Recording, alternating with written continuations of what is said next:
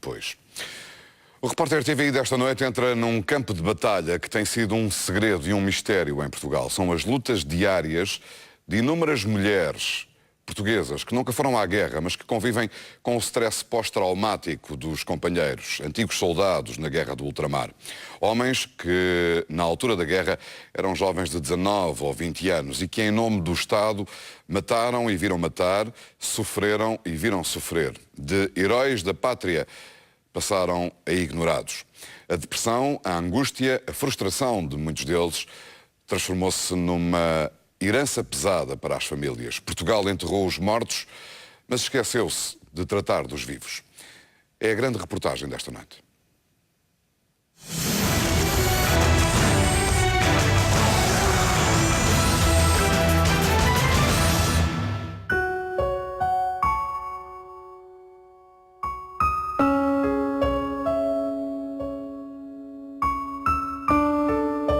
Estas mulheres nunca foram à guerra, nunca dispararam um tiro e, no entanto, travam todos os dias uma dura batalha, uma espécie de guerra de guerrilha contra as feridas e as memórias dos seus homens. Eles que lhes pegaram doses maciças de ansiedade e depressão e que fizeram da sua vida um inferno.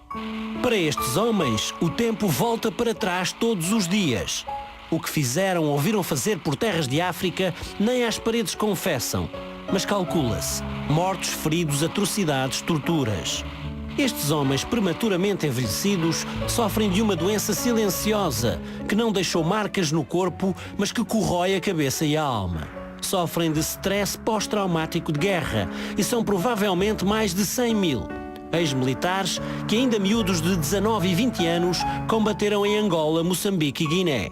A sua vida, os seus atos e os seus silêncios fazem ainda hoje sofrer seguramente mais de 400 mil famílias, sobretudo as mulheres e os filhos. Em Belém, presta-se na pedra a homenagem aos mortos nas guerras de África. Antónios e Manéis, soldados, soldadinhos, cabos, alguns ferriéis e sargentos. A verdade é que Portugal enterrou os seus mortos, mas esqueceu-se de tratar dos vivos.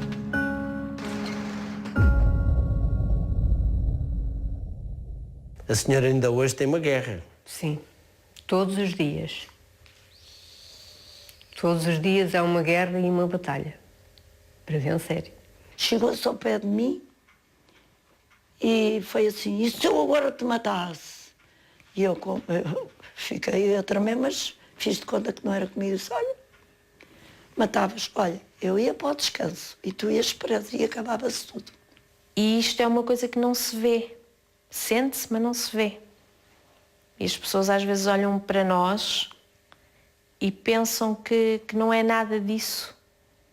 Que muitas vezes nem adianta falarmos sobre isso porque é uma coisa que não se vê. E como não se vê, As pessoas não entendem. Não existe. Terá matado e visto morrer. E isso percebia-se no meu pai. Lá está, naquela névoa do álcool e da confusão do dia-a-dia e tal. Nunca numa conversa clara e descontraída, isso não. Eu fui pai, mãe, amiga, camarada, se é que se pode dizer. Fui tudo isso, numa luta que era a minha luta. Só as nossas paredes da casa é que sabem aquilo que a gente passou, não é? E por vezes ainda continua a passar. Fazemos um bocadinho de tudo. Somos um bocadinho de tudo ao fim e ao cabo, porque... esposas e tudo que somos. Muitas vezes quando estou acordada, que durmo mal, estou acordada e estou a pensar nas coisas que eu passei. O que é que a doutora me diz que eu esqueça? Esqueço. A gente perdoa, mas eu esqueço e não esqueço. O problema é que muita gente, dos políticos aos militares, antes e depois do 25 de Abril, esqueceu ou fez-se esquecida. Mas há quem não esqueça os discursos pomposos das altas patentes nos 10 de junho do antigamente, quando os rapazes eram tratados como heróis. Por definição, o homem de guerra é nobre. Quando se põe em marcha, à sua esquerda vai a coragem e à sua direita a disciplina. Menina dos olhos tristes, o que tanto a faz chorar, o soldadinho não volta do outro lado do mar. Rapazinhos, muitos deles semi-analfabetos das aldeias do interior, foram tombando pelas Áfricas. Os familiares recebiam medalhas e abraços de Américo Tomás e de Oliveira Salazar, e alguns nem sequer tinham mãos com que abraçar o ditador. Mas as mazelas da mente, essas foram ficando nos braços das famílias. Muitos destes rapazes que chegaram como heróis deviam ser simplesmente pais e maridos, mas transformaram-se num problema que poucos querem assumir e, acima de tudo, sentem-se injustiçados. Na minha opinião, eu penso que a minha geração tem muito pouco conhecimento sobre a guerra colonial. É um episódio que tentamos não relembrar e tentamos esquecer, e todos tentamos esquecer, todos. Incluindo os próprios. Incluindo os próprios. E foram para lá como heróis e vieram como assassinos, não é? Que é o que eles descrevem, é o sentimento que eles têm, de facto. Ele cava e ele faz estas coisas. Ainda hoje, aos 77 anos, Maria Fernanda vive para tratar e cuidar do cunhado, Paulino, uns anos mais novo, ex-combatente em Moçambique e na Guiné. Uma decisão tomada a dois por ela e pelo marido, Américo. A senhora e o seu marido não têm filhos? Não. Optámos em não ter filhos, mas se os tivesse, eu também não o abandonava. Nem a ele, nem a nenhum.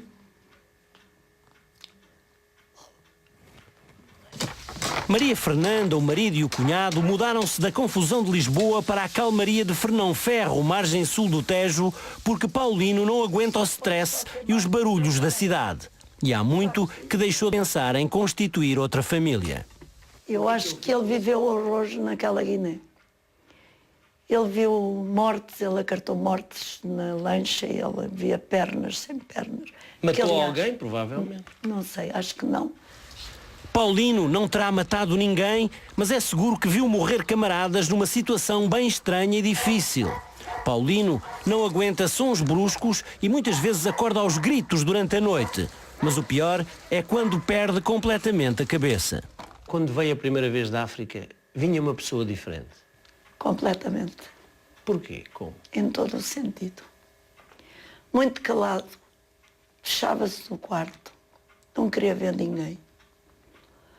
Era como um bicho. Radiotelegrafista da Marinha, Paulino fez 7 anos de tropa e participou quase sem querer na mais célebre operação das tropas portuguesas em África, a Operação Mar Verde, sob a orientação do comandante Alpuí Calvão, recentemente falecido. Uma operação secreta de ataque a Conakry em 1970, supostamente para matar o líder do PAIGC, Amílcar Cabral. Uma operação meio falhada e ainda hoje com facetas não muito bem explicadas. Paulino, testemunha com acesso às mensagens e às ordens cifradas, foi depois convidado a calar-se para sempre. Calou-se, mas nunca mais se recompôs. Morreu muita gente. Você viu? Eu vi morrer ali, logo aqui à minha frente, ali aqueles, os que tentaram, uns foram capturados e os que tentaram fugir a nado, foram abatidos ali assim, não tiveram hipótese. Pelos soldados da Guiné-Conakry? Por soldados da Guiné-Conakry. Que ele teve, salvo erro, 48 horas fechado, antes de embarcar, que depois me apontaram logo para cá. Foi depois por isso... da tal Operação Mar Verde. Sabia o que é a Operação Mar Verde? Já ouviu falar? Para mim foi Conakry, eu até tenho medo de falar, e quanto, quer dizer, menos falasse nessa operação, para nós aqui, o caso foi encerrado. Eu tenho ali escrito nos papelinhos o que eu apanhei, mas na altura nós não podíamos ter, como nós não podíamos ter nada no nosso poder, rasguei os papelitos lá e consegui ir escrevendo algumas coisas, escrevi. Porque era uma operação secreta. Era tudo secreto. Nós éramos lá... E ilegal. Era tudo pirata. Nós não levávamos lá números nem nada nas lanchas. E não ia fardado com a farda do Exército Português? Não.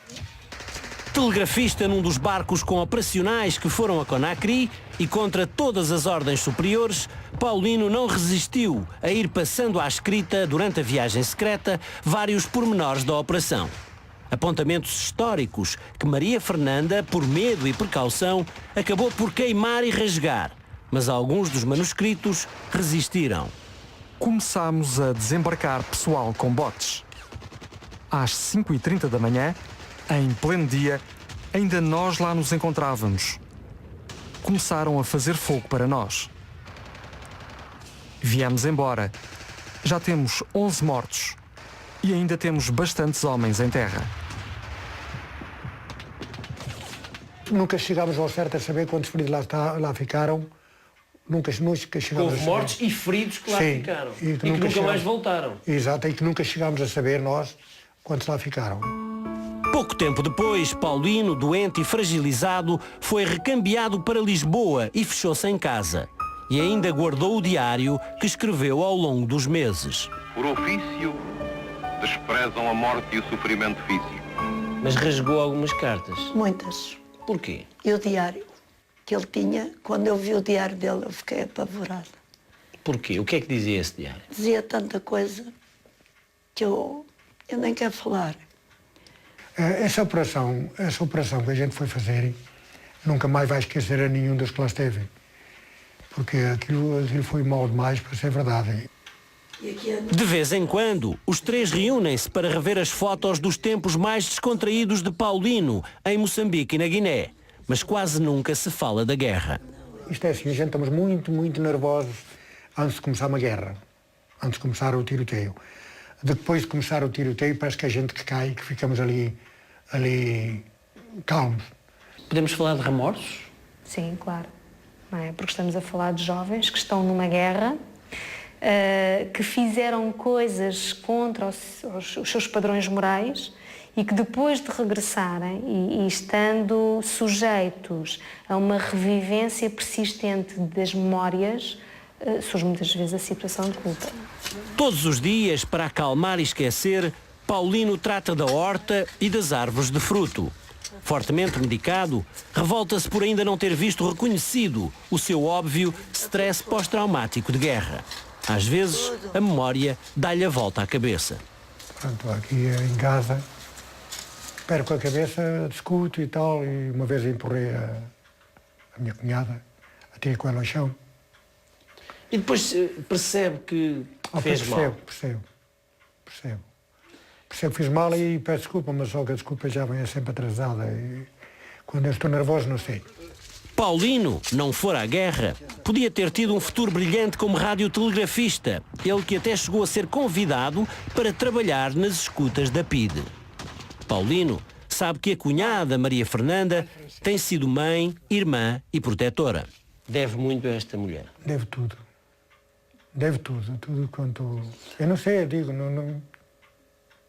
Se calhar andava na rua, sei lá. Como andam alguns ex-combatentes? Sim, anda muitos. E eu, se calhar, não sei por onde é que enverdava, porque eu não sei se os meus irmãos aturavam, o que o meu irmão aqui atura e a minha cunhada. Paulino, que podia ter sido herói, entende as honras militares prestadas recentemente ao comandante Alpuim Calvão. Mas o que ele mesmo queria era passar uma borracha pela memória e recuperar a alegria perdida. Não temos só o dever de merecer os mortos, temos também o dever de ser orgulhosos dos vivos. De 15 em 15 dias, um grupo de mulheres reúne-se numa sala da Apoiar, em Lisboa, Associação de Apoio a Ex-Combatentes Vítimas de Stress de Guerra. Um palavrão ainda hoje ignorado por muitos médicos. Os seus maridos são doentes da guerra. Elas próprias são medicadas, porque o stress pega-se. Falam entre si daquilo que conhecem e ajudam-se umas às outras. O marido de Amélia, falecido recentemente, esteve em Angola. O dito Elvira na Guiné e o de Anabela também em Angola.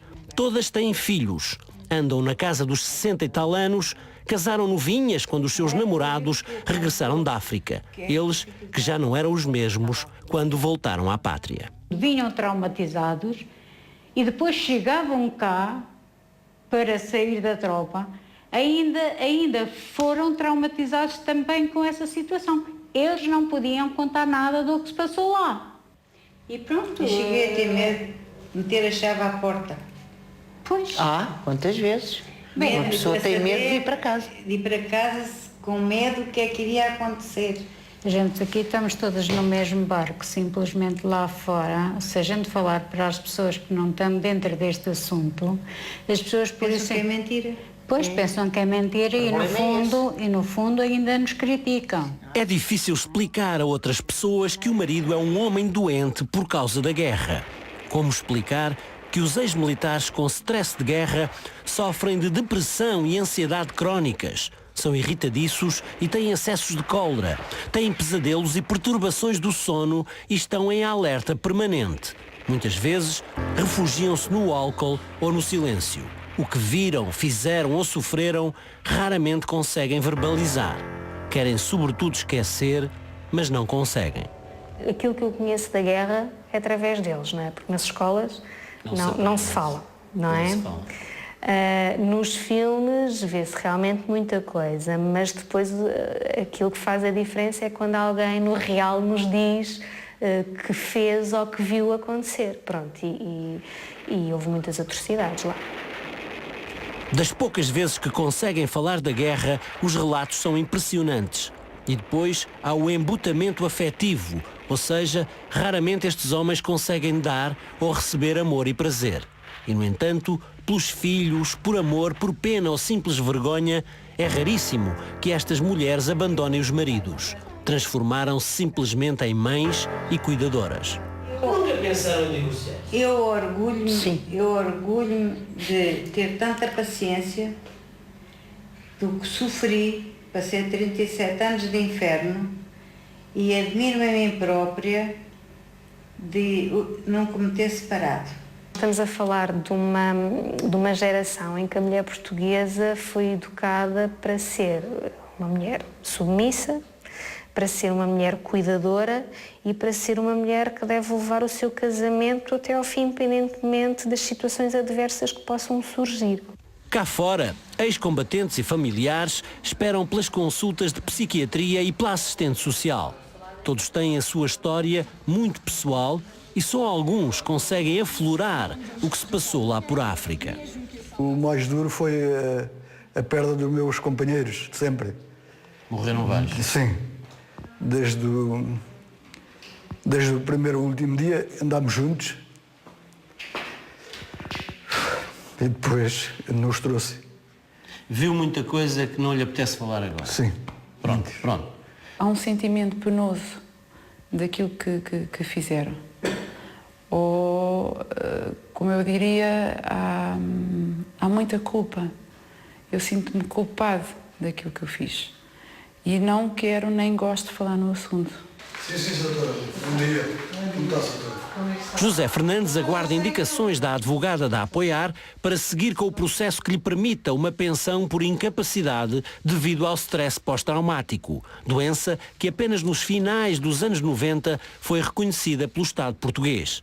São anos e anos de burocracias e de espera por uma resposta do Ministério da Defesa e das Forças Armadas. De 1999 a 2010, 2012, deram entrada a 1.164 processos e foram decididos 51.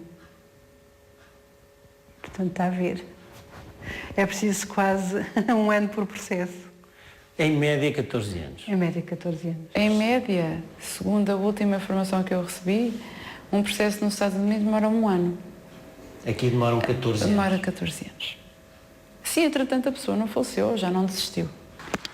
14 anos de espera. O processo passa por 12 comissões das Forças Armadas até que seja confirmada ou não pelo menos 30% de incapacidade. Mas é uma doença invisível e é difícil de diagnosticar o grau dessa incapacidade. E depois são precisas 2 testemunhas do tempo da tropa que confirmem as situações de perigo e de stress extremos durante a guerra. É um processo burocrático e doloroso, até porque estes homens têm um prazo de validade. Eles normalmente vivem menos do que os outros, porque associado ao stress pós-traumático há imensas outras doenças cardíacas, do foro intestinal, há imensas outras doenças associadas. Estão à espera que eles morram todos. Estão à espera que eles morram todos. Mas esta gente vai acabar em pouco tempo, daqui a 10 anos isto. Não sei quem é que cá estará. Mas isto, de facto, é uma patologia que mexe com muitas questões políticas e sociais e eu acho que isso depois acaba por interferir com tudo o resto, não é? que faltou o reconhecimento quando regressaram. Faltou ajudar estas famílias e ajudar principalmente estes homens, não é? Que eram os maus. Que eram os maus. Que eram os maus da fita. Durante muitos anos, a família de José Rodrigues dos Santos, 67 anos, não sentiu que ele fosse o mau da fita. Quando chegou da comissão de 2 anos de guerra na Guiné, jovem, muito jovem, foi trabalhar como camionista. Ribatejando de Salvaterra, pai de um casal de filhos, José era um homem bem disposto e folgazão. E só contava as boas histórias da tropa.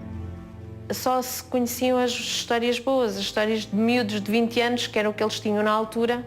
Depois, a partir de certa altura, começámos a escutar a parte mais que durante esse tempo tinha estado escondida. Estavam escondidas histórias de mortos, de feridos, de moribundos. Por exemplo, memórias do trágico acidente de uma jangada que se afundou no rio Curubal, no sul da Guiné. Morreram 47 militares portugueses, o mais mortífero acidente da guerra em África. Em casa, José manteve o estilo brincalhão. E foi há uns 10 anos que tudo mudou. Chegaram os medos, as insónias, o álcool e a cólera. José foi obrigado a reformar-se. Um choque para os filhos, não tanto para Ana Maria, a mulher, mãe e companheira de sempre. Implicava por tudo, umas vezes implicava, outras vezes... Umas vezes tinha alturas que chorava e foi aí que eu me percebi. E ele falava nessa situação, mas não era, digamos, com a mágoa que eu vejo hoje. Não era com o sofrimento que eu vejo hoje. Ele está a sofrer? Sim. Claro tem que essa sim. sensação? Tenho. Ou tem essa certeza? Tenho esta certeza. E o senhor pensa em quê? Peço daqueles maus bocados que lá passei e é assim. Consegue falar nisso com os seus camaradas, por exemplo, quando se encontram? Quando se encontra, fala-se. Mas não fala das suas coisas? Daquelas passagens, mas é mais aquelas passagens assim de paródias e tal, é que a malta fala mais. Como é que imaginava a Guiné, ou lá os terroristas, não é? Como dizia, como é que imaginava aquilo na altura? Sei lá, nem tenho noção do que era isso. Chegava que era uma guerra, pronto, que era uma coisa passageira e pronto, era assim. Não foi passageiro, pois não? Não, não. A senhora ainda hoje tem uma guerra? Sim, todos os dias.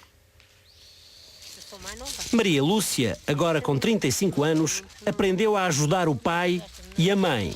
E o que mais lhe custa é perceber que as pessoas, vizinhos ou amigos, não percebem bem o que é isso do stress pós-traumático de guerra. Porque, vista de fora, a doença é dolorosamente silenciosa. Eu olho para uma pessoa e não sei se a pessoa tem. Não é um carimbo que se usa. Mas é uma doença que ela existe, de facto existe, mas quem sofre, quem é portadora dela, muitas vezes sofre em silêncio e não pede ajuda. José, como quase todos os camaradas de infortúnio, levou tempo a reconhecer o seu problema e refugiou-se também na apicultura. Passa horas a tratar das abelhas e do mel e a construir colmeias. Imerso em duras memórias abafadas pelo ruído aconchegante do aparelho de rádio.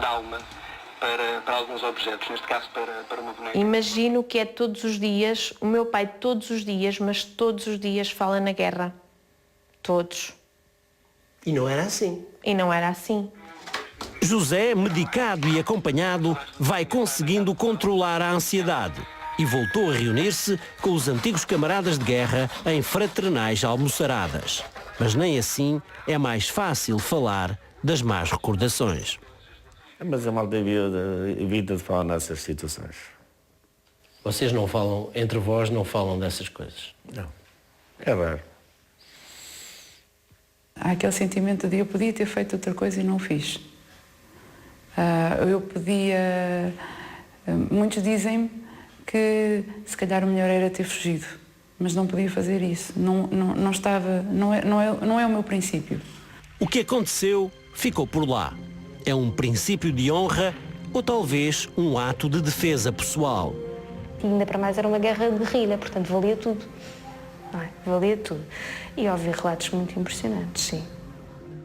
Muitos destes problemas são pessoas também que mataram ou viram matar. Sim.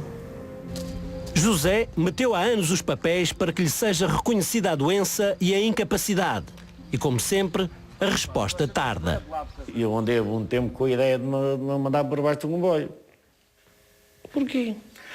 Epá, andava desorientado e estava...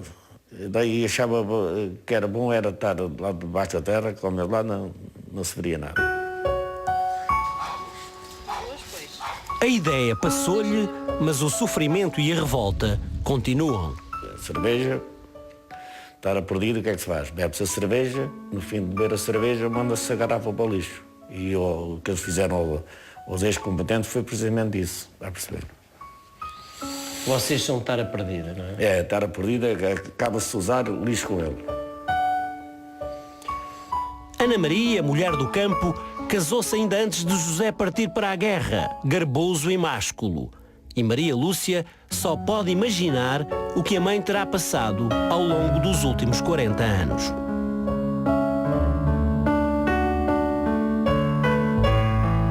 Na senda do psiquiatra Afonso de Albuquerque, pioneiro na abordagem do stress de guerra, a psicóloga clínica Susana Oliveira começou há vários anos a estudar e a tratar da doença. A sua original tese de doutoramento tem por base um estudo sobre as implicações do stress de guerra junto das mulheres e dos filhos de 118 famílias. Do grupo em que o ex-combatente tinha perturbação de stress pós-traumático, as suas mulheres estavam significativamente perturbadas e com indicadores que sugeriam a presença de traumatização secundária. E às vezes até a loiça ia pelos ares, porque eu já estava de tal forma tão nervosa, tão cheia de estresse, tão cheia de problemas, e sempre a ouvir aquilo, tipo a bater-me na cabeça, que chegava a um ponto que não aguentava mais. E então era a loiça na cozinha, pegava nos pratos e bumba. Pois é, o stress de guerra pega-se. Em Portugal, e porque as mulheres servem de almofadas e cuidadoras, até são as mães que, sem querer, passam aos filhos o problema do pai. Estes filhos não sofriam um impacto direto da perturbação dos pais, mas sim das mães. E agora ele diz-me que ouvia muito bem e que sabia o que se passava. Pois eles. E acho que o meu filho agora talvez é que precisasse de psicólogo.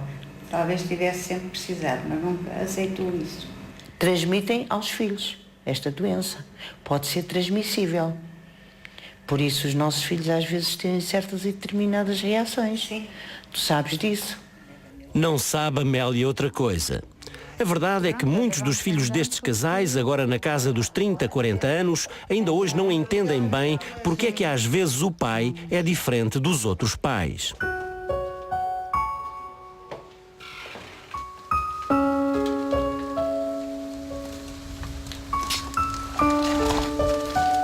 O destacamento Andrade, perto de Armação de Pera, podia chamar-se simplesmente Vivenda Andrade, mas não. Fernando Andrade, militar boina castanha até morrer, decidiu que devia morar no destacamento Andrade. A mulher, Isilda, 64 anos, e o filho Pedro, 35, passaram as autênticas passas do Algarve durante muito tempo. Fernando adorava a tropa e, com o evoluir da doença, começou a odiar os civis. Criou uma guerra, se é que se pode dizer, psicologicamente contra os civis. Ele achava que todos nós mentíamos, não confiava em ninguém, sempre muito assustado. Isilda e Fernando, que morreu há 4 anos, conheceram-se na sua cidade do Porto. Tinha ele acabado de fazer 2 comissões de serviço na Guiné e em Moçambique. E os medos ainda não lhe tinham subido à cabeça. Por causa do clima, que lhe fazia lembrar África, Fernando e Isilda vieram morar para o Algarve. O filho único, Pedro, ficou recentemente paraplégico devido a um acidente de moto. Fernando, já refugiado no álcool, queixava-se das altas patentes, mas adorava a farda.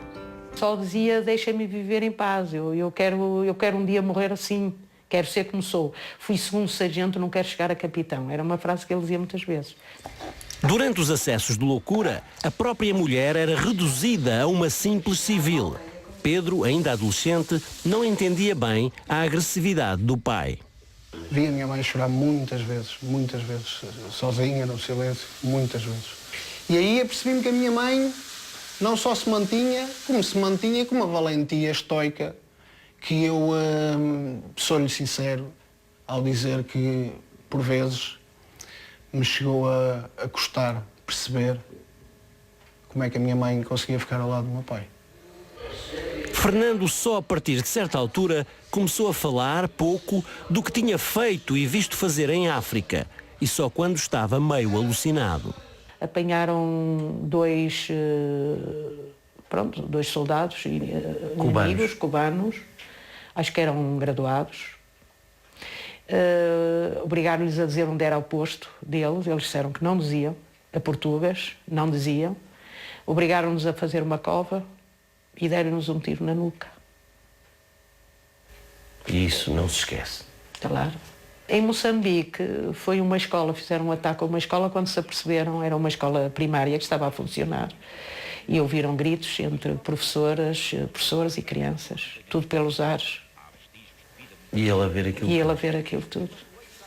Isilda, sempre a seu lado, pouco mais lhe conseguia arrancar. E só por uma vez, Fernando conseguiu falar das atrocidades em África a um psiquiatra de Faro. E depois chegou-lhe a dizer: doutor, não me peça mais nada, porque eu não falo mais nada, que eu acho que eu tinha feito, nós, quando saímos da guerra, fazemos uma jura entre todos que a guerra era nossa, a guerra era para morrer connosco. Porque nunca mais na vida civil nos iam compreender. Fernando não gostava de cinema, passou a assustar-se com o ruído dos tiros e apenas tolerava o primeiro filme de Rambo, porque lhe fazia lembrar a sua própria história. Eu acho que ele tinha sentido de culpa, teve sempre, porque ele dizia: eu não fiz, mas também eu não tive coragem para dizer não façam. Também a família Andrade pediu. Foram anos de luta contra os serviços militares. Em 2001, os próprios serviços de saúde, os civis, lhe reconheceram 65% de incapacidade.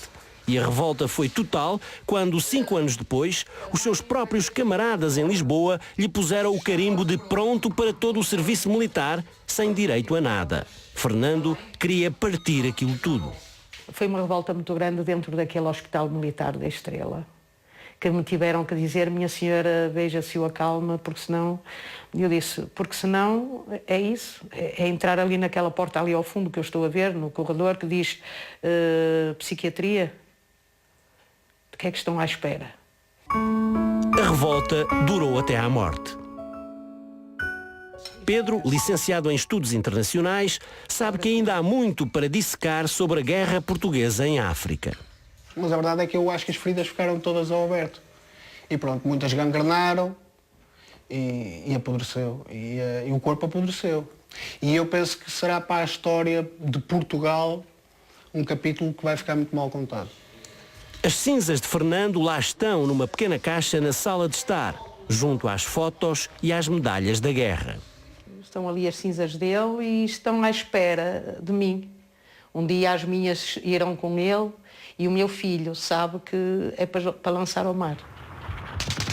Fernando, como muitos outros destes homens, foi perdendo a fé ao longo dos anos.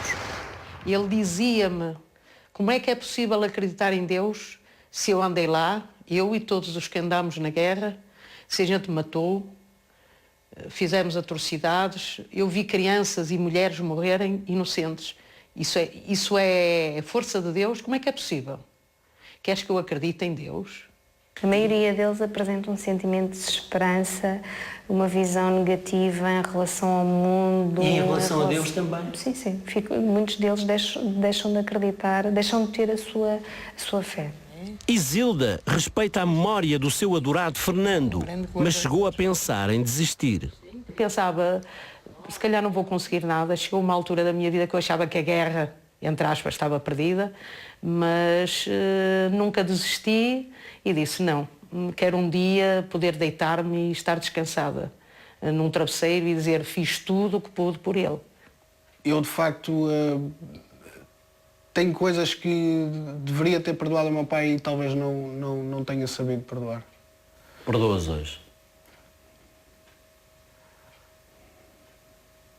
Espero um dia conseguir perdoar.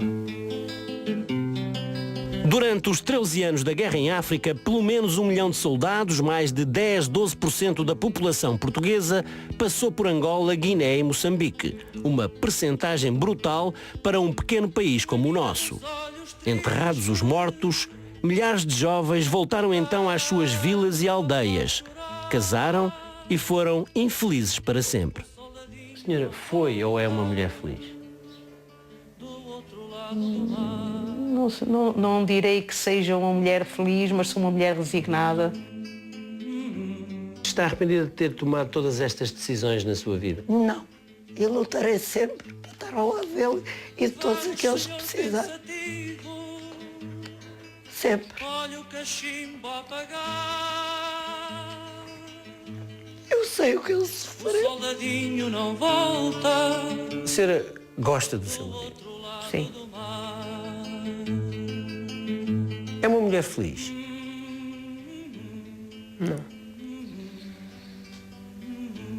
Porquê? Muitos traumas. Senhora de olhos cansados, porque a fatiga o tear, o soldadinho não volta do outro lado do mar. Guerras em silêncio.